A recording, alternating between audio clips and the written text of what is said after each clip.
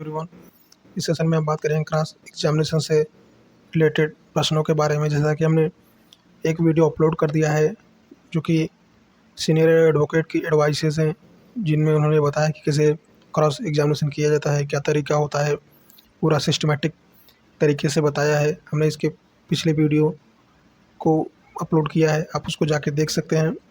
अब हम इस वीडियो में क्रॉस एग्जामिनेशन से रिलेटेड महत्वपूर्ण प्रश्नों से कैसे गवाहों की सच्चाई और यकीन को दबा सकते हैं, बदल सकते हैं, या फिर उनके प्रति जो झूठ बोल रहे हैं उनको कैसे उजागर कर सकते हैं, या फिर बयान को कैसे बाहर लाया जा सकता है। इसी तकनीक के बारे में बात करेंगे, ऐसे प्रश्नों के बारे में बात करेंगे जिससे कि क्रॉस एग्जामिनेशन में बहुत मदद मिलने वाली है। चाहे आप एडवोकेसी में हो या छात्र हो या फिर कोई डिबेट में बैठते हो या फिर डिबेट का हिस्सा बनते हो, तो यह क्रॉस एग्जामिनेशन से रिलेटेड जो प्रश्न है बहुत जानना महत्वपूर्ण हो जाता है, ताकि कभी कभी अचानक ऐसे प्रश्न आ जाते हैं कि इसका जवाब देना कठिन हो जाता है, मुश्किल हो जाता है कि डायरेक्टली क्या जवाब दिया जाए। तो हम ऐसे ही कठिन शब्दों का जो कि वो बात करेंगे क्रॉस एग्जामिनेशन से रिलेटेड, ऐसे प्रश्न जो भी बहुत ही तकनीकी प्रश्न है। तो चलिए स्टार्ट करते हैं आज का अपना सेशन।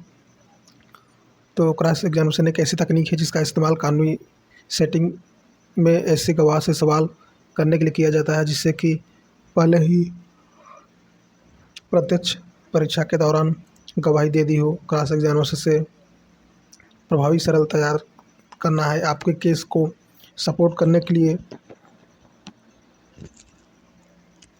ज़रूरी जानकारी हासिल करने के लिए बहुत ज़रूरी है। क्रॉस एग्जामिनेशन के लिए कुछ सवाल हमने तैयार किए हैं, और आप सुझाव समझिए या फिर तकनीक समझिए। आप इसको एग्ज़ाम पॉइंट ऑफ व्यू से इस्तेमाल कर सकते हैं। एडवोकेसी में आप एग्ज़ाम से जुडिशियल सर्विस में आप इसको एग्ज़ाम में इस्तेमाल कर सकते हैं, या फिर अन्य आप डिबेट या फिर कहीं पे ऐसे प्रश्नों का इस्तेमाल कर सकते हैं जहाँ पे आपको आवश्यक पड़ता हो, भले आप भी किसी भी फील्ड से आते हों। तो कुछ बेसिक तकनीक के बारे में बात करते हैं, उसके बाद फिर डिटेल में 1 बाय 1 करके क्वेश्चन को देखेंगे। तो पहला है हमारा टेक्निक, प्रश्न छोटा और सरल रखें। ऐसे प्रश्न पूछें जिनका उत्तर हाँ या ना में दिया जा सके या संक्षिप्त वाक्य में दिया जा सके, शॉर्ट जिसको बोलते हैं शॉर्ट में दिया जा सके। इससे गवाह के लिए प्रश्न बचना या प्रश्न का उत्तर न देने वाला लंबा चौड़ा उत्तर देना कठिन हो जाता है। पहली टेक्निक ये रही। दूसरी टेक्निक है अग्रणी प्रश्न का उपयोग करें। एक अग्रणी प्रश्न वह उत्तर सुझाता है जो आप सुनना चाहते हैं। उदाहरण के लिए, क्या यह सच नहीं है कि आपने अभियुक्त को अपराध स्थल पर देखा था? तो कुछ इस प्रकार से आप प्रश्न को बना के पूछ सकते हैं। इस प्रकार के प्रश्न का उपयोग गवाही को बदनाम करने या विसंगतियों को उजागर करने के लिए किया जा सकता है। हमारी अगली तकनीक है गवाह की प्रतिक्रिया को नियंत्रित करें। बंद अंत वाले प्रश्नों का उपयोग करें जो गवाह की प्रतिक्रिया को सीमित करते हैं। उदाहरण के लिए, क्या आपने अभियुक्त को बंदूक निकालते देखा है? इस प्रकार का प्रश्न गवाह की प्रतिक्रिया को केवल हाँ या ना में नहीं तक सीमित कर देता है या किया जा सकता है। चौथी तकनीक की बात करें तो गवाही को चुनौती दें। ऐसे प्रश्नों का उपयोग करें जो गवाह की गवाही को चुनौती दे सकते, जैसे कि क्या यह सच है कि जब डकैती हुई तो आप अपराध स्थल पर नहीं थे? तो इस प्रकार से आप गवाह को गवाही को चुनौती दे सकते हैं। इससे ही जटिल प्रश्नों को पूछ सकते हैं जिससे कि वह कंफ्यूज हो जाएगा और आपके पक्ष में या फिर आपके अनुकूल जवाब देने के लिए विवश हो जाएगा। अब अगला तकनीक है हमारी दोहराव का उपयोग न करें। किसी बिंदु के महत्व पर जोर देने के लिए मुख्य वाक्यांशों या शब्दों को दोहराएं, इससे कि गवाहों की गवाही को स्पष्ट करने या असंगतियों को उजागर करने में मदद मिल सकती है। ऐसे प्रश्न पूछने से बचे। हमारा छठा है तकनीक, ऐसे प्रश्न पूछने से बचे जिन्हें गवाह आसानी से नकार या खंडन कर सके। सुनिश्चित करें कि आपके प्रश्न इस प्रकार से हों कि आपके गवाह द्वारा बताई जा रही बात को आसानी से नकार या खंडन न कर सके। तो ये हमारी 6 तकनीक हो गई जिसे आपको ध्यान रखने की आवश्यकता है, चाहे आप एग्जाम पर्पज से हो, चाहे आप जुडिशियल सर्विस से रिलेटेड हो, या फिर अन्य आप किसी भी फील्ड से आते हैं। तो आप ये 6 तकनीकों का ज़रूर ध्यान रखें और इनका इस्तेमाल करें। अगर आप इन 6 तकनीकों का ध्यान रखते हैं और इस्तेमाल करते हैं तो आप किसी को भी अपनी बातों में पछाड़ सकते हैं, हरा सकते हैं या फिर उसे झुका सकते हैं। तो हम अब बात करेंगे ऐसे कठिन प्रश्नों के जो क्रॉस एग्जामिनेशन से रिलेटेड प्रश्न है। तो इसमें कुछ याद रखने के लिए चीज़ें हैं जो कि जीरा का लक्ष्य, जीरा का मतलब होता ही है क्रॉस एग्जामिनेशन। जीरा का लक्ष्य गवाह की विश्वसनीयता को कम करना और उनकी गवाही में विसंगतियों को उजागर करना है। इस लक्ष्य को प्राप्त करने के लिए जीरा के लिए प्रभावी प्रश्न तैयार करना महत्वपूर्ण है। आपराधिक और सिविल मामले के लिए जिन संभावित प्रश्नों की सूची हमने यहाँ पे बनाई है, तो कुछ संभावित सूची जो कि हमेशा की जुडिशियल सर्विस में क्रॉस एग्जाम से रिलेटेड पूछे जाते हैं। हमने ऐसे महत्वपूर्ण प्रश्नों की सूची बनाई है जो कि अधिकतर पूछे जाते हैं, चाहे आप किसी फिल्मों में देख लीजिए, जुडिशियल सर्विस में देख लीजिए, न्यायिक प्रक्रिया में देख लीजिए। तो ऐसे हमने कुछ महत्वपूर्ण प्रश्नों को छांटा है। तो आइए हम इन्हीं प्रश्नों पर बात करते हैं। एक एक प्रश्न को हम समझेंगे, जानेंगे, जो कि आप इसे इस्तेमाल कर सकते हैं। तो ये जो है आपराधिक और सिविल मामले से रिलेटेड जो जीरा है क्वेश्चन है, उन क्वेश्चन पर हम चर्चा करेंगे। फिर हम इसके बाद में फिर अगले क्वेश्चन पर भी चर्चा करेंगे जो किसी की संपत्ति से रिलेटेड, तो महिलाओं से अपराध से संबंधित। तो पहले आज हम आपराधिक और सिविल मामले से संबंधित जो जीरा से जो प्रश्न होते हैं उस पर चर्चा करेंगे। तो हमारा पहला प्रश्न है कि आप बता सकते हैं उस दिन विशेष क्या हुआ था। अगला प्रश्न है हमारा, आप घटनास्थल पर मौजूद थे। नेक्स्ट प्रश्न की बात करें तो क्या आपने वह सब कुछ देखा था जो घटित हुआ। तो इस प्रकार से प्रश्न पूछ सकते हैं। घटना के दौरान क्या आपने कोई आवाज़ सुनी या ध्वनि सुनी। मान लीजिए कोई अगर घटना हो रही है, अब कोई व्यक्ति अंधा है या फिर वो दूर से है, तो अंदाजे लगा के ही बोल सकता था कि हाँ मैंने सुना था, किसी ने ऐसा कहा था। तो वहाँ पे इस तरह का प्रश्न भी किया जा सकता है कि घटना के दौरान आपने क्या आवाज़ से सुनी या फिर ध्वनि सुनी। जैसे कि अगर कोई व्यक्ति गोली मार रहा है, देखा ही नहीं मगर अंदाज़ा लगा रहा है कि हाँ मैं उस रूम में था और आवाज़ आई थी। तो ऐसे प्रश्न किए जा सकते हैं। अगले प्रश्न की बात करें तो आप पूछ सकते हैं कि आप घटनास्थल से कितनी दूरी पर थे। अब हमारा अगला प्रश्न है, क्या आपने यह सब स्पष्ट रूप से देखा। फिर अगला प्रश्न है हमारा, कि आपने वहाँ किसी अन्य गवाह से बातचीत की। फिर आते हैं अगले प्रश्न पर कि आपने किसी कानून प्रवर्तन अधिकारी या अन्य अधिकारी से बातचीत की। तो इसमें कहने का तात्पर्य कि जब आपने कोई गड़बड़ हो गया या फिर अपराध हो गया तो आपने किसी अधिकारी से बात करने का प्रयास किया, फिर कोई कानूनी सहायता से रिलेटेड की, या फिर आपने खुद ही न्याय या निर्णय करने का फैसला किया। इस प्रकार से आप प्रश्न पूछ सकते हैं। फिर अगला प्रश्न है हमारा, क्या आप प्रतिवादी के स्वरूप का विवरण दे सकते हैं। प्रतिवादी का स्वरूप का विवरण का तात्पर्य और अर्थ यह है कि जैसे कि शकल, फेस देखना, या फिर कोई अगर भाग गया है अपराध करके तो आपने उसका चेहरा देखा है तो उसको आप पहचान सकते हैं, उसका विवरण आप दे सकते हैं, वो कैसा दिखता था, किस प्रकार से दिखता था, उसका फेस बनाने के लिए। तो ये है कि आप उसका फेस बता सकते हैं, किस प्रकार से वो दिखता था, स्वरूप दिखता था। फिर अगला प्रश्न है हमारा, क्या आपने कथित अभियुक्त को अपराध करते देखा था। अगर देखा था तो आप बोलेंगे हाँ, अगर नहीं देखा था तो आप कहेंगे ना।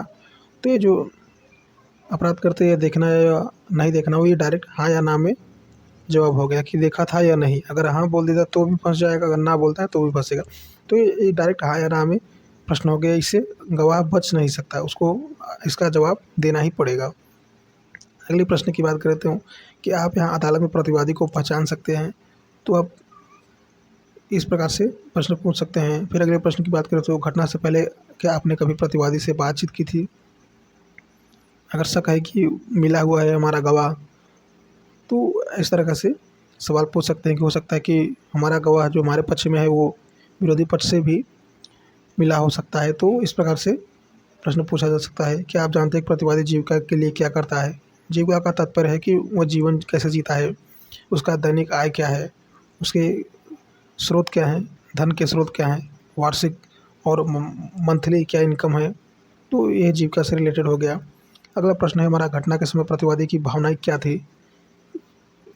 भावनाएं का तात्पर्य यहाँ पर इस प्रकार से हुआ कि क्या उसने यह जानबूझकर अपराध किया होगा या फिर अनजाने में हो गया, या फिर वह सब कुछ जानते समझते हुए भी इस घटना को अंजाम दिया।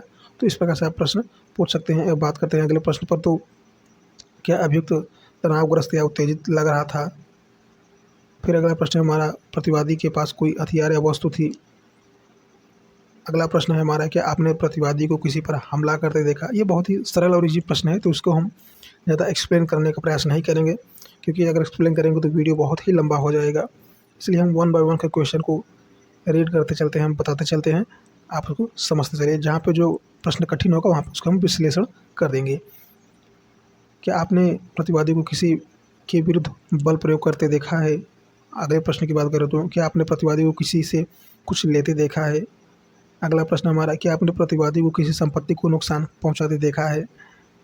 संपत्ति का नुकसान पहुंचाना, जैसे कि अगर विवाद हो गया तो हो सकता है कि जो प्रतिवादी है, विपक्ष है, वाकई आपके मान लो कि कोई बिल्डिंग से रिलेटेड मसला चल रहा है, मैटर चल रहा है, तो क्या प्रतिवादी पक्ष ने आकर बिल्डिंग में कोई नुकसान पहुंचाया, आपकी संपत्ति से रिलेटेड कोई नुकसान पहुंचाया, तो क्या आपने वह देखा है? यह गवाह से पूछा जा सकता है। इस प्रकार से प्रश्न पूछ सकते हैं। क्या आप पीड़ित को लगी चोट का विवरण दे सकते हैं कि आपको चोट कहाँ लगी, कैसे लगी? इस प्रकार से प्रश्न पूछ सकते हैं। क्या आप इस घटना में किसी और को शामिल देखा था? अगले प्रश्न की बात करें तो क्या आप घटनास्थल पर किसी अन्य को अपराध करते देखा?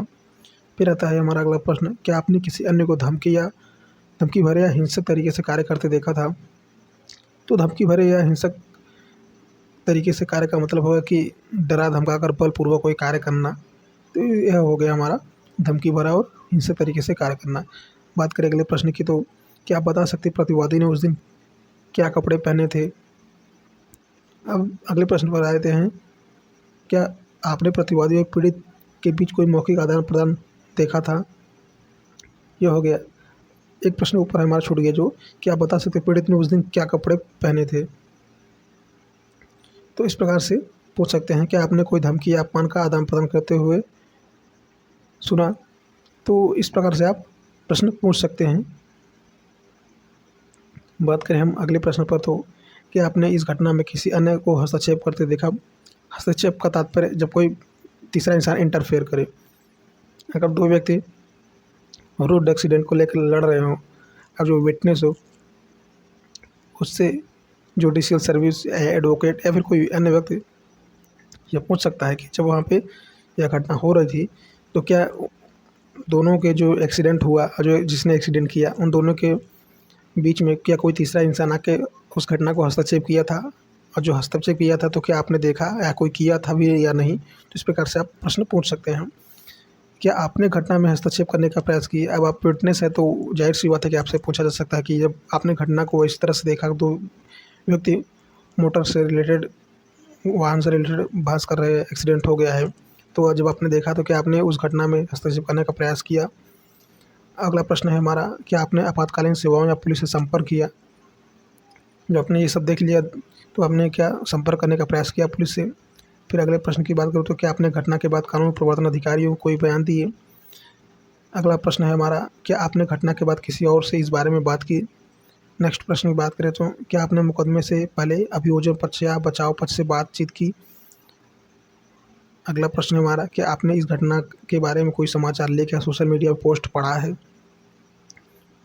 तो इस प्रकार से प्रश्न पूछ सकते हैं। अभियोजन पक्ष या बचाव पक्ष से मतलब हो गया कि पीड़ित पक्ष जो हो गया, जिस पर मुकदमा दायर हो गया, और जो एविडेंस इकट्ठा हुए बचाव पक्ष। दो ही पक्ष होते हैं किसी मुकदमे में, एक वादी एक प्रतिवादी। तो ये हमारा अभियोजन पक्ष और बचाव पक्ष हो गया।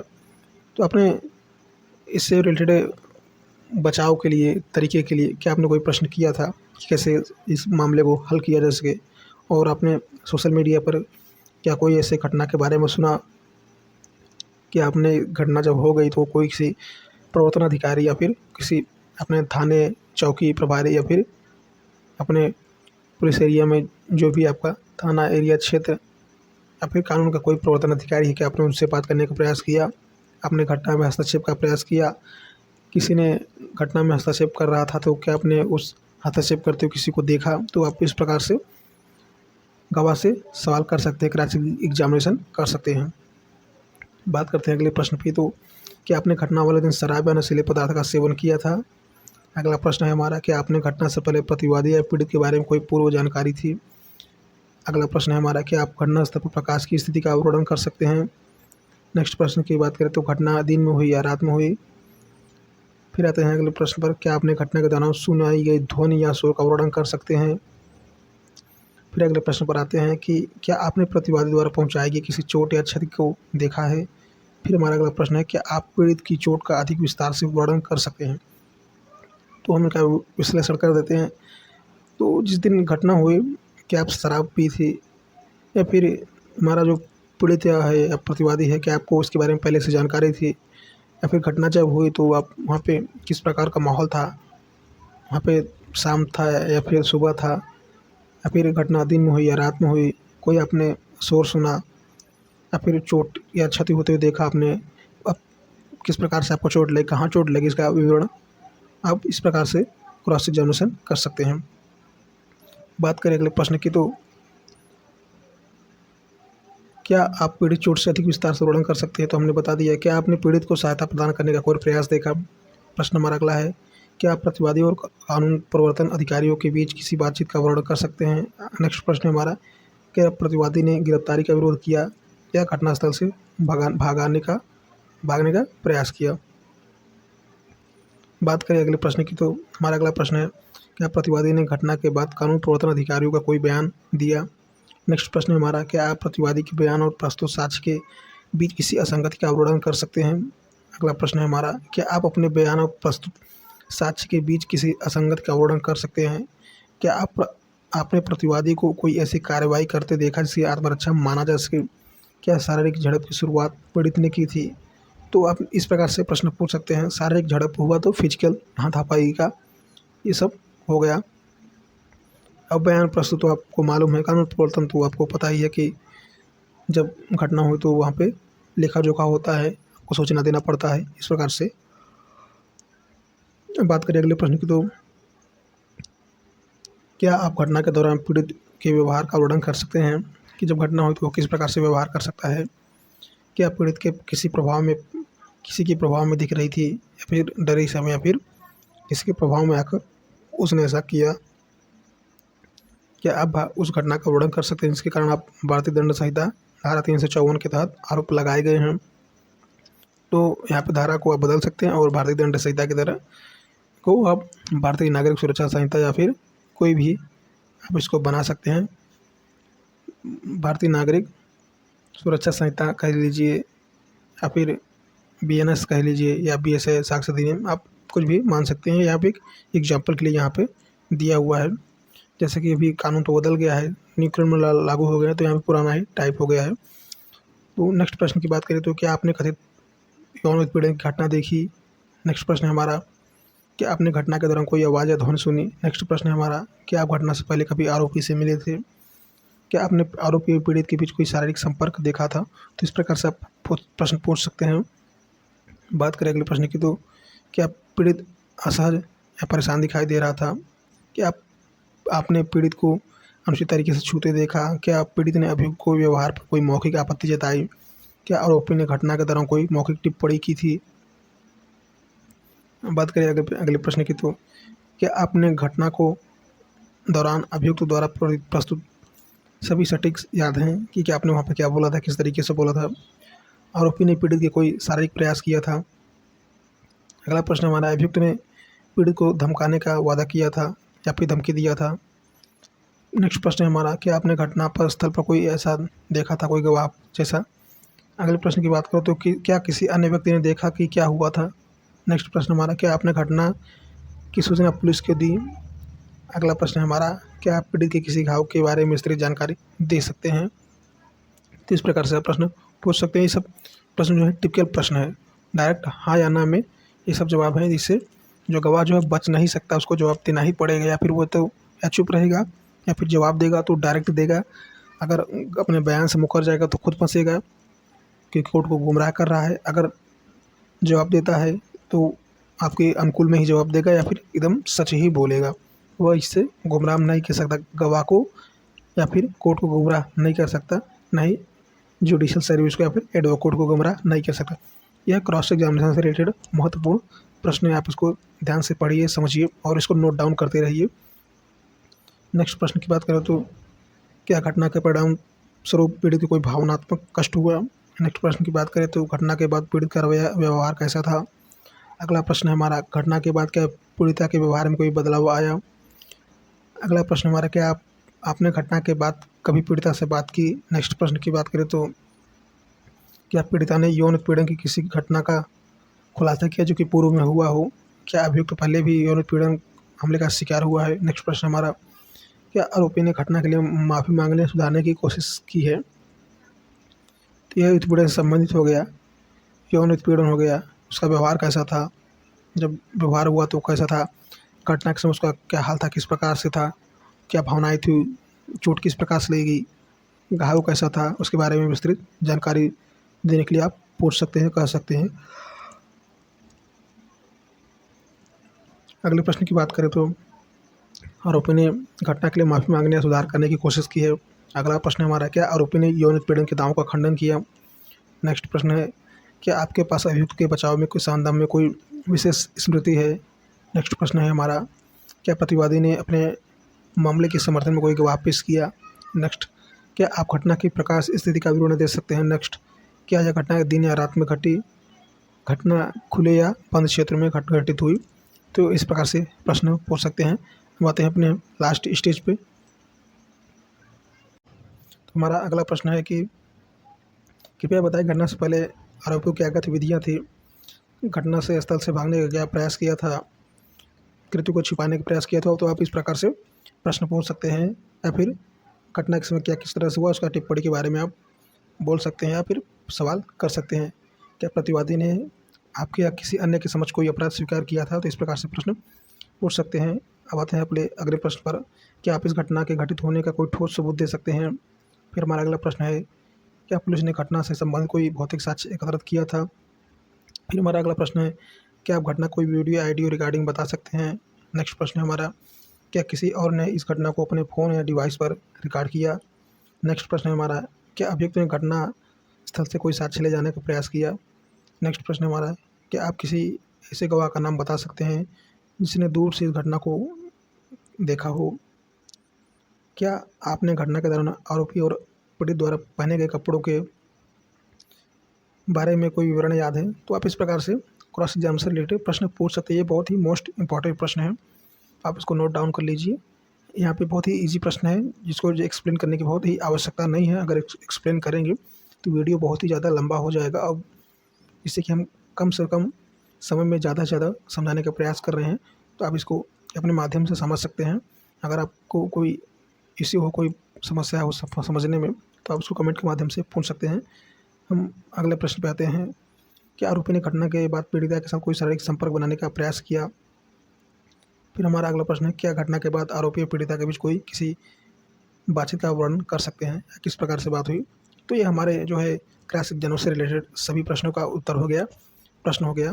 तो हम आप एडवोकेसी से रिलेटेड हैं, जुडिशल सर्विस या फिर अन्य एग्जाम पर्पज से, या फिर कहीं भी किसी भी एक दिवसीय परीक्षा हो, चाहे फिर आप प्रतियोगी परीक्षा की तैयारी करते हो, या फिर विश्वविद्यालय से रिलेटेड, डिग्री कॉलेज से रिलेटेड, या फिर एग्जाम पर्पज से आप इसको तैयार कर सकते हैं। ये बहुत ही महत्वपूर्ण प्रयास है। ये लगभग 79 प्रश्न है, लगभग 80 प्रश्न है पूरे टोटल। हमने 80 प्रश्नों पर चर्चा की। तो आप 80 प्रश्नों में से आप अगर 50 प्रश्नों पर ही अपनी पकड़ मौजूद बना लेते हैं, और अपने गवाह से या फिर अपने डिबेट पे जहाँ करते हैं अपने प्रतिपक्ष से, प्रतिवादी से, इस प्रकार से आप प्रश्न पूछते हैं, तो आपको एक महारत हासिल होगी, आप इसमें कामयाब हो सकते हैं। आप इसे नोट डाउन कर लीजिए। तो हमने पिछले वीडियो में एक अपलोड किया है, वहाँ पे क्रॉस एग्जामिनेशन से रिलेटेड कैसे प्रश्न पूछा जाता है। क्रॉस एग्जामिनेशन का मतलब होता है कि जीरा करना, क्रॉस किस प्रकार से वहाँ पे किया जाता है, प्रश्न करने का तरीका कब किया जाए, किस तरीके से किया जाए, क्या तकनीक इस्तेमाल करनी चाहिए। पिछली वीडियो में हमने इसी बारे में बात की है, वहाँ पे हमने वीडियो अपलोड किया है, आप उसको जाके देख सकते हैं। वो पे सीनियर एडवोकेट है, उन्होंने एडवाइस दी है, तो आप उनको जाके देख लीजिए। और उसके बाद आप यहाँ पे सभी क्वेश्चन जो है क्रॉस एग्जाम से रिलेटेड सभी प्रश्न यहाँ पे दे दिएंगे, लगभग 80 प्रश्न है, आप उसको नोट डाउन कर लीजिए। अब इसके बाद हम जब अपलोड वीडियो करेंगे तो क्रॉस एग्जाम से रिलेटेड जो भी वीडियो अपलोड होगा वह दूसरे टॉपिक से होगा, जैसे संपत्ति हो गया, महिला अपराध से संबंधित, या फिर कोई अन्य टॉपिक पे भी हो सकता है। तो ये सिविल घटना से संबंधित मैटर जो होते हैं उनसे था, सिविल और आपराधिक मामले से जो मैटर होते हैं उन सब पे ये प्रश्न था, जीरा का प्रश्न था।